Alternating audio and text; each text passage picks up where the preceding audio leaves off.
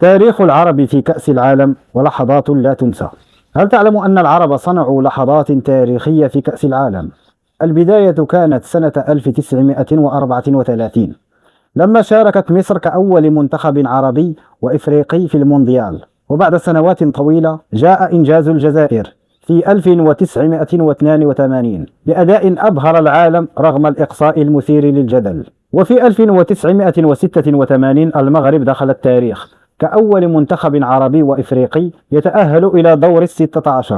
ثم السعودية فجرت مفاجأة مدوية سنة 1994 بهدف سعيد العويران الأسطوري. لكن اللحظة الأكبر ربما كانت في مونديال 2022 عندما فاجأ المغرب الجميع، هزم منتخبات عملاقة ووصل إلى نصف النهائي كأول منتخب عربي وإفريقي يحقق هذا الإنجاز. تاريخ العرب في كأس العالم ليس مجرد مشاركات، بل قصص صنعت المجد وأدهشت العالم.